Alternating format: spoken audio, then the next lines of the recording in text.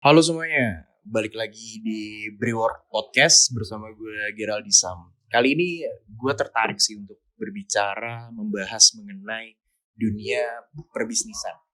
Dan gue melihat saat ini bahwa trennya ini di masa pandemi ini tuh anak-anak muda itu pada memulai suatu hal yang artinya menghasilkan. Artinya anak-anak tuh baru pada memulai bisnis baik di dunia F&B ataupun online shop dan lain-lain. Dan pada saat ini gue udah bersama teman gue narasumber istimewa yaitu Bro Mahen. Apa kabar Bro? Wih, baik-baik ya bro, gue sangat sehat.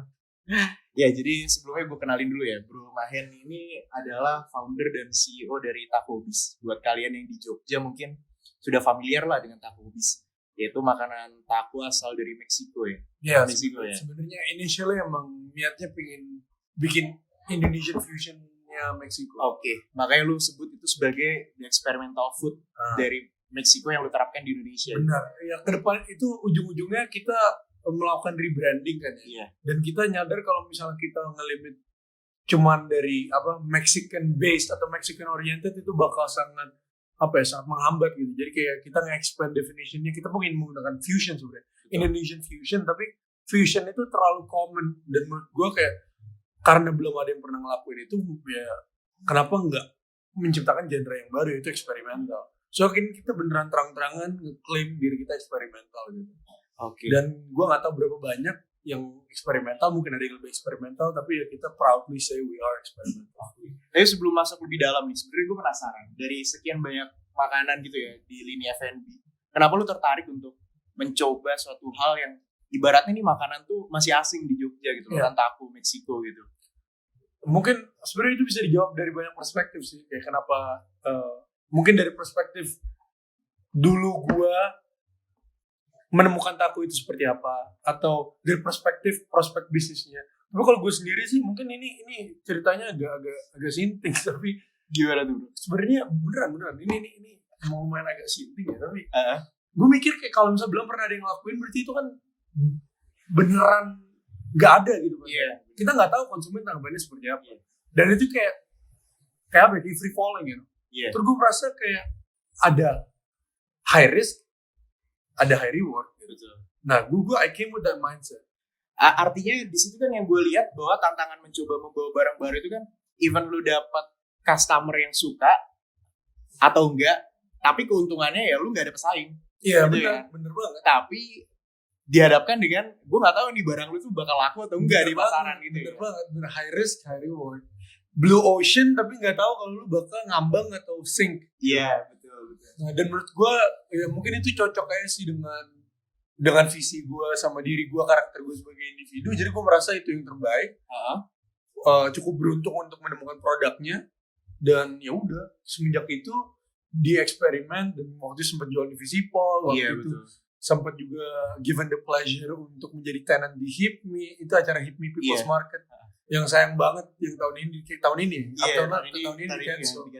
Karena gue bener-bener ngeliat banget nih Mahen dari mulai nol nih, dari awal gitu ya, jualan ngotong-ngotong bungkusan ke Visipol pas zaman-zaman pre-order gitu. Iya, kan. benar Itu bener-bener gue ngeliat proses, dan itu lu bener-bener bikin semua awal sendiri kan. Artinya Iya. lu nge-mix semua, cari resepnya itu ya perlu dengan eksperimen kan artinya. Bener banget semuanya from scratch. Kayak karena nggak ada taco kan, maksudnya Iya, apa? bener. Kalau misalnya dibandingin sama kayak misalnya let's say tempat taco-taco yang lain, kayak mereka tuh bukan seperti kita. Jadi taco mereka, lu pernah nyobain taco-taco lain di Jakarta nggak sih misalnya?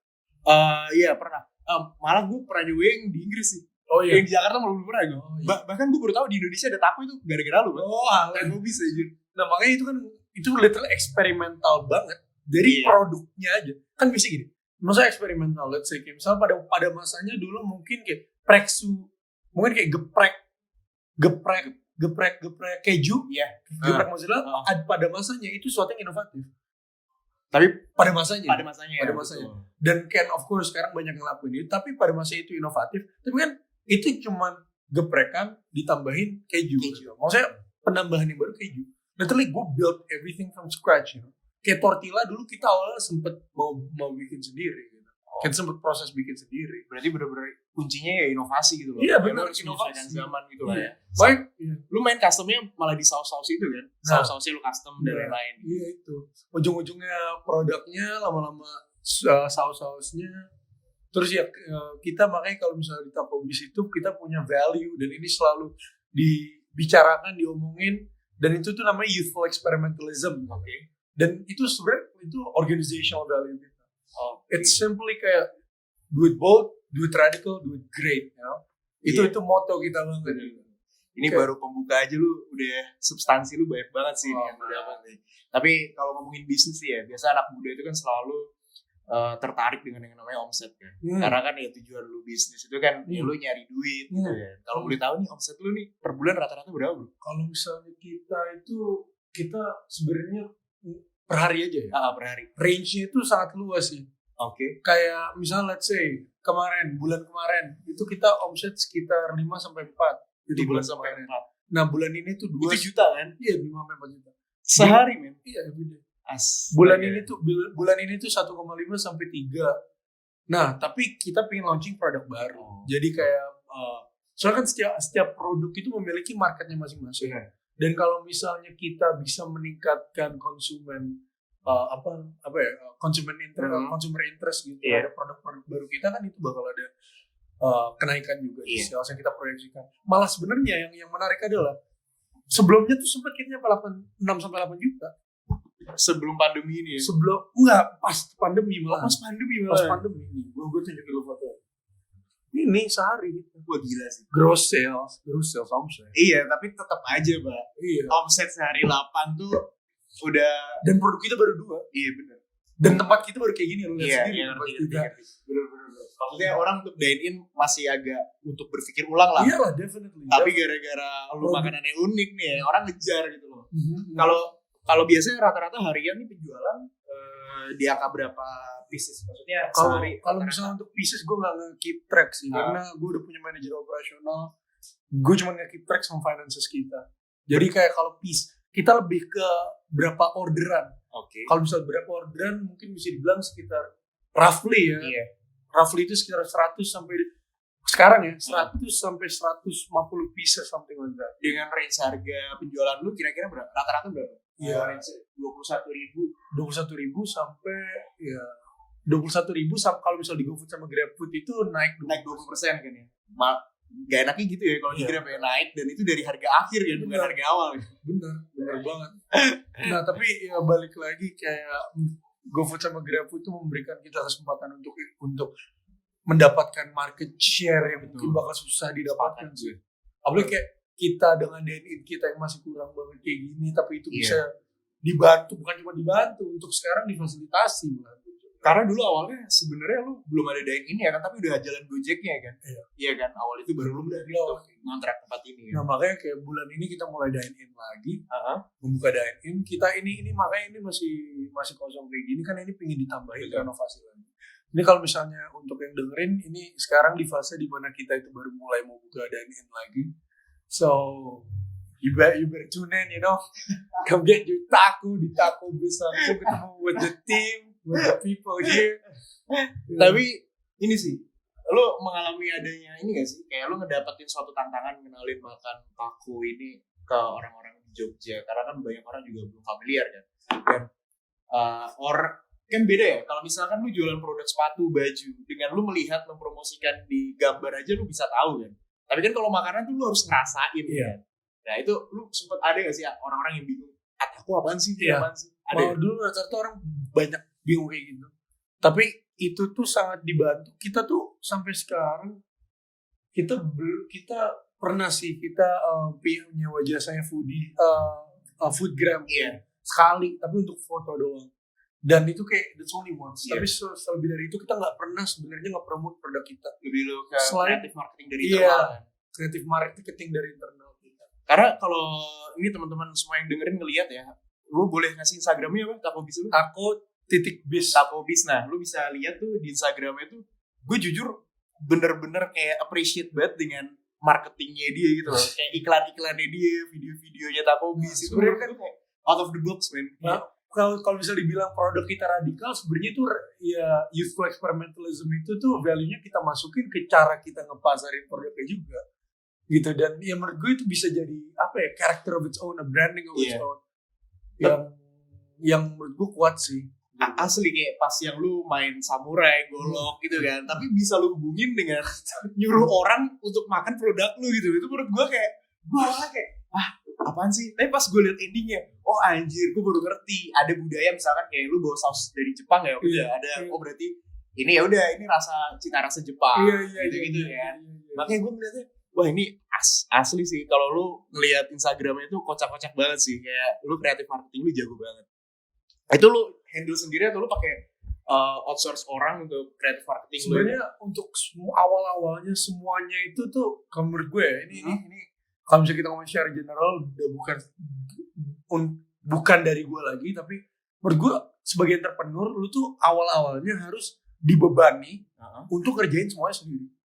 Emang harus awalnya. Jadi kayak awal-awal tuh lu pasti stressful, tapi kedepannya eventually itu bakal menjadi sesuatu yang lebih bisa lu delegasikan lah. Karena minim budget juga gak sih? Sangat. Artinya ketika lo misalnya mau startup dalam bidang F&B, lo butuh kreatif marketing ambil dari luar, pasti kan juga rate-nya udah tinggi kan? Iya benar. Masih kayak satu pos berapa, dan emang lo harus bisa palu gak ada lah, apa lo mau gue ada. Iya. bener. Makanya.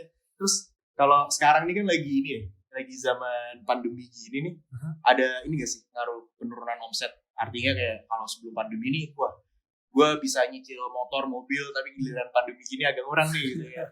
Kalau jujur, surprisingly malah enggak sih di Takobis ini.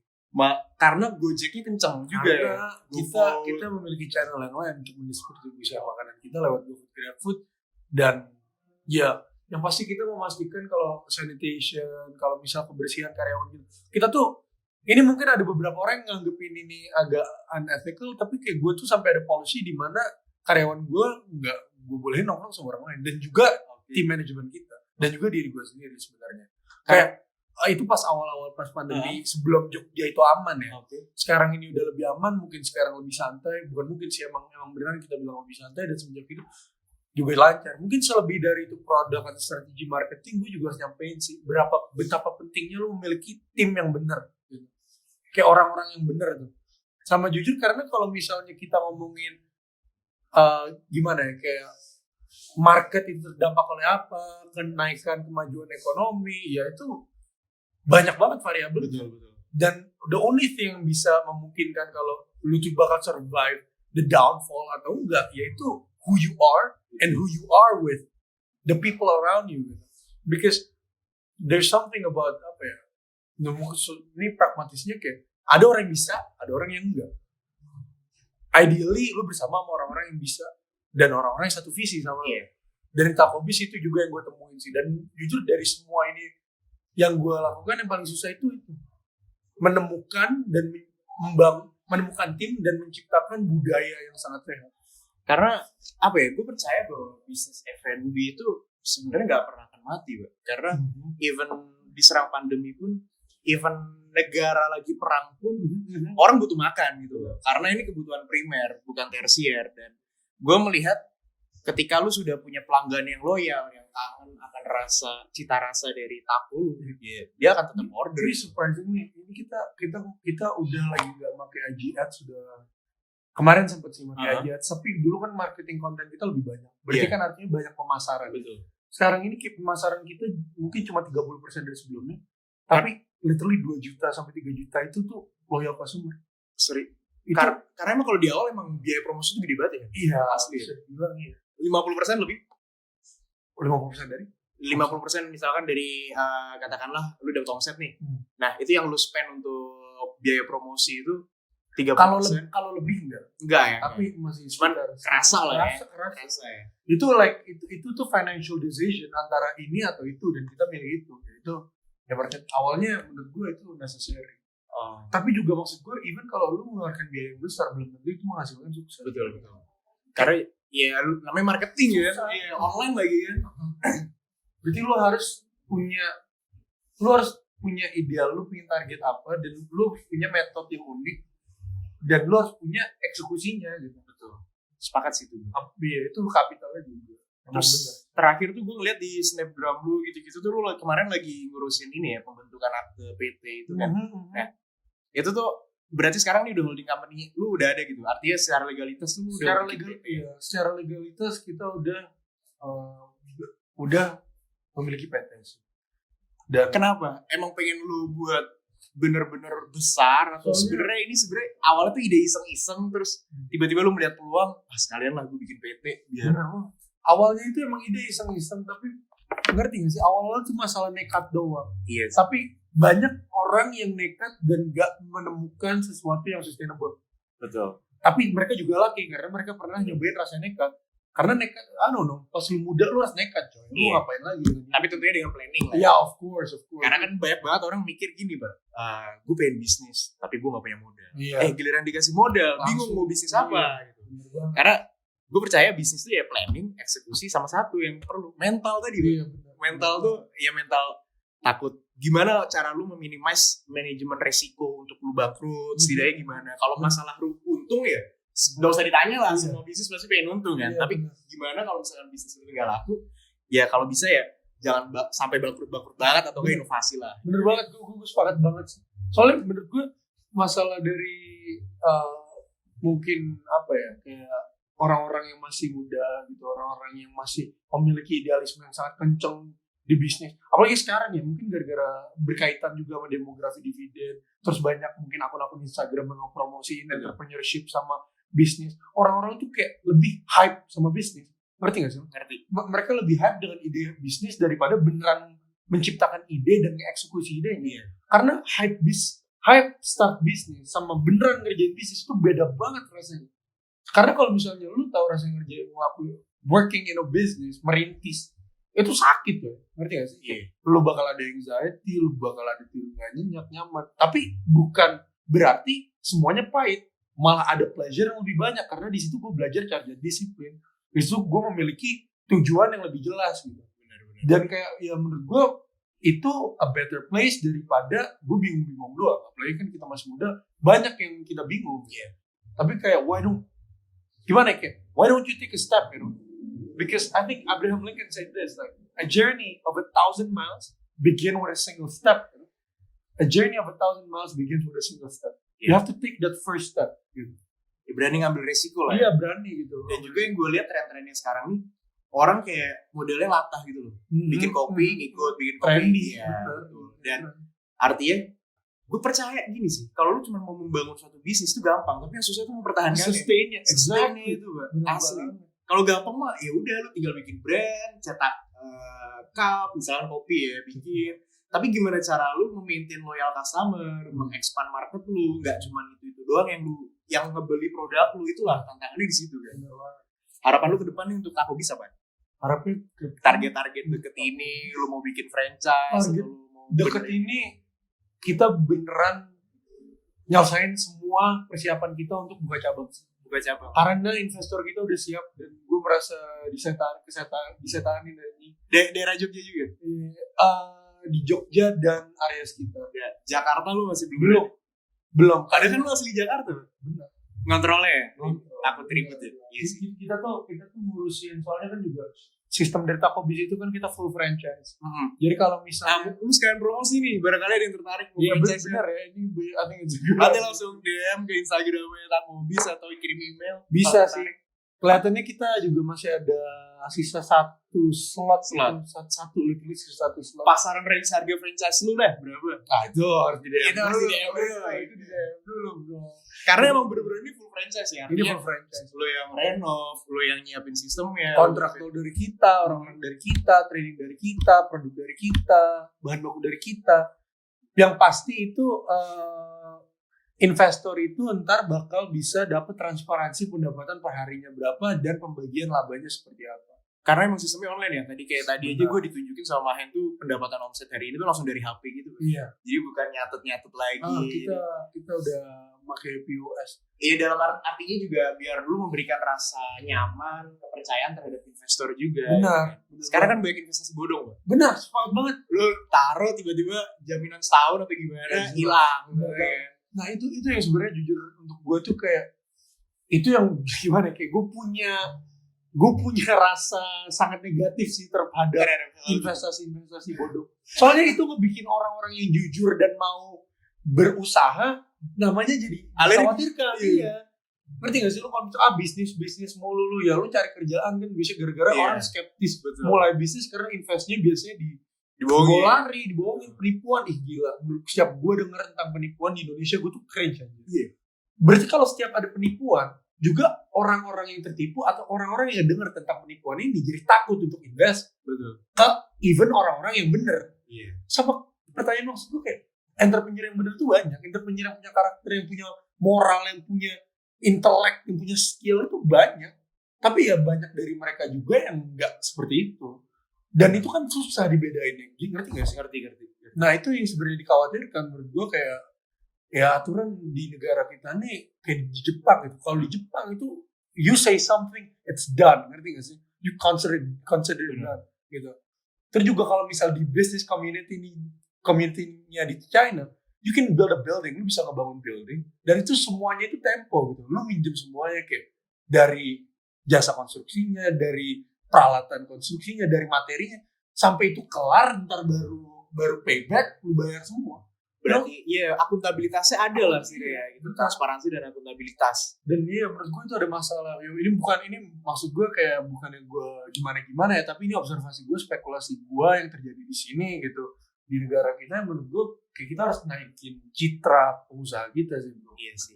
Gimana juga biar berkembang lah ya, karena orang alergi gitu kan, orang jadi mau investor duitnya ketahan, harusnya bisa berputar kan. Dan sebenarnya kalau misal dibayangin, itu kan capital market ya. Orang-orang yang punya uang itu kan mereka itu yang basically konsumen di capital market. Yeah. Nah, capital marketnya kan gak jalan. Kalau misalnya capital market gak jalan, berarti inovasi-inovasi nggak terjadi. Dan berarti ekonomi itu bakal terhambat perkembangan. Benar-benar. Dan itu karena apa? Soalnya menurut gue, the biggest, most important currency in an economy is not the money. No, it's the trust between the individuals. Because there is the trust, there is the transaction. Because of banyak transactions, ada market. Because of banyak market, there becomes the domestic economy. Ngerti gak sih? Jadi kan transaksi itu kan pertukaran ya. Kayak ada yang menjual, ada yang membeli. Pertukarannya itu gak bakal terjadi kalau misalnya gak ada trustnya. Dan trust itu sesuatu yang fragile gitu. Ngerti gak sih? Jadi kayak itu sebenarnya gue concern banget sih sama yang isu ini. Karena kan ada juga kata-kata atau kalimat yang bilang ya kepercayaan itu nggak bisa dibeli, men. Saking mahalnya, saking mahalnya bener banget. Nggak bisa dibeli. Akhirnya ya bener-bener kalau lu pun misalkan pernah berhubungan dengan bank, track record lu misalkan pernah minjem kredit itu bener-bener ditelusuri gitu loh. Bahkan ada BI checking. Jadi dalam upaya biar ya itu memberikan kepercayaan dari bank ke peminjam itu tuh ya emang benar-benar harus dipertimbangkan. Salah satu juga lu membuat PT ini kan juga dalam rangka membuktikan bahwa diri lu tuh legitimate dan juga ingin melakukan suatu transparansi dan akuntabilitas yang secara legal sah di Indonesia. Iya benar banget. Kita udah ngobrol banyak banget nih Hen. Udah hampir lebih dari 20 menit. Oh, max 20 menit. Sebenarnya enggak sih, 20. Oke lah, orang 20 sampai 30. Cuman gue pengen tahu sih harapan lu buat anak-anak muda zaman sekarang nih, zaman generasi ini untuk jangan takut lah untuk memulai bisnis. Karena kan banyak banget tuh orang ngeluh ketika misalkan saat ini lapangan pekerjaan dikit gitu. Gue berpikir bahwa ya sudah, ketika misalkan pemerintah tidak bisa memberikan lapangan pekerjaan, ya udah saatnya lu untuk menciptakan lapangan pekerjaan. Bener banget. Iya gak sih? Gue sepakat banget sih dengan perspektif itu. Karena kayak pemerintah, makanya kalau kita sekarang lihat dari situasi Indonesia, pemerintah tangannya udah penuh gitu ngurusin masalah yang sekarang. Apalagi sekarang demografi dividen itu bakal peak di tahun 2021. Mati lu saudara. Nah itu 2021 kan udah peak banget. Terus kayak maksud gue, kenapa semuanya itu dibuatkan oleh pemerintah? Nah tapi ini perspektif gue ya. Kan ada orang punya banyak perspektif yang lain. Tapi gue, ini perspektif gue, jadi ini gue gak nyoba untuk ubah perspektif orang lain seperti apa, tapi ini apa adanya yang gue benar percaya. Menurut gue setiap individu itu memiliki kapasitas dan juga malah menurut gue sekarang peluang untuk bisa membuka bisnis yang tahan. Tapi pertanyaan bisnis sektor mana, di industri mana, F&B lagi atau mau buka clothing line, sebenarnya banyak banget peluang. Tinggal riset aja gitu. Tinggal riset, tinggal nyiapin diri gitu. Tapi balik lagi kalau menurut gue sih, kalau message untuk orang-orang yang di kalangan kita, Ya lu nyiapin diri, nyiapin apa? Mental lu untuk apa? Untuk lu bisa jadi pengusaha. Paling susah jadi pengusaha apa sih? Finance-nya, marketingnya, operasionalnya, enggak, mentalnya bro. Iya. Soalnya dikit-dikit orang-orang kita, apalagi anak-anak muda sekarang, gagal dikit udah kayak udah Ngeluh. gue gak mau nyoba lagi lu. Maksud gue kalau misalnya lu mau ngeluh, keep going, ngerti gak sih? There is a better day tomorrow and there will always be a better day tomorrow gitu. Kayak, soalnya jujur aja kayak semesta tuh gak berputar di perasaan lu bro. Iya gak sih? Bisnis tuh gak bikin perasaan, bisnis tuh uang gitu loh. Tentang apa adanya, pragmatisnya seperti apa. Karena kan banyak juga orang yang kayak udah jalan kayak aduh penjualan lesu, dia gak ngelakuin inovasi dan lain-lain. Gue ngeliatnya ya itulah mental yang harus dididik seorang pengusaha, karena orang lihatnya kan enaknya doang. Bener. Pengusaha duit banyak, padahal mereka nggak tahu belakang itu seperti apa. Makanya kayak gue waktu itu pendapatan pernah sehari itu 180.000 sampai 300.000. Literally itu untuk waktu itu hopeless banget.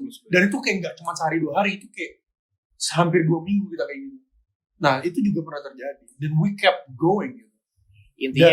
Intinya lu mau atau enggak gitu aja. Lu mau atau enggak, lu mau gerak atau enggak. Soalnya kalau lu mau gerak atau enggak, ujungnya ada orang lain yang gerak. Betul.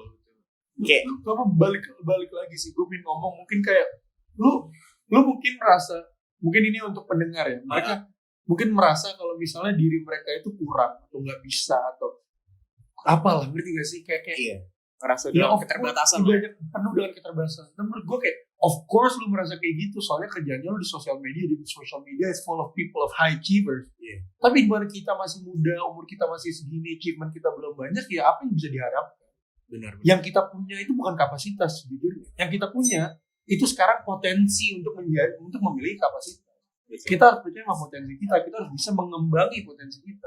Sepakat sih. Ya. Karena kalau misal bukan lu yang percaya potensi lu, siapa lagi? Even mak lu aja belum tentu tahu potensi. Iya benar. Cuma lu. Iya. Dan berarti untuk lu percaya sama sesuatu yang nggak kelihatan, itu sesuatu yang cukup sinting. Iya. Dan itu cukup radikal. Gue percaya lu beranikan diri, coy. Lu radikal, lu gerak tuh melakukan sesuatu yang berarti di hidup lu. Anjir, banyak banget sih ini ilmu yang didapat dari Mahen nih. Karena udah mau 30 menit, thank you banget Hen atas perbincangan kita. Iya, ini seru juga dan ini kacau ya. Seru ya. Ini to the points banget sih. I get to say what yang beneran gue mau. Mungkin kalau lu yang tertarik untuk franchise nanti tanya-tanya, langsung aja DM taco.biz bersama langsung ownernya Mahen. Atau lu mau coba dine-in atau pesen dari Gojek, udah bisa. Taco.biz ya, di Gojek, GrabFood juga ada. Dan kalau misalkan nanti udah buka dine-in, ini ada di lokasinya di Condong Catur ya? Iya, Jalan Nurajaya nomor 315. Thank you banget ya udah dengerin. So jangan bosan-bosan lah kita ngoceh. Yang penting kita memberikan motivasi buat teman-teman ini, buat jangan jadikan pandemi ini sebagai alasan kalian tuh untuk malas-malasan. Benar banget. Iya kan? Sama. Terbukti tadi kan, pandemi aja omset masih 8 jutaan. Siapa yang nggak mau? Masih kuliah lagi gitu kan ya kan? Iya. Dulu pas. Benar. Oke, semuanya makasih banget udah dengerin podcast kita kali ini dan sampai ketemu di podcast selanjutnya bersama gue Gerald Disam. Thank you.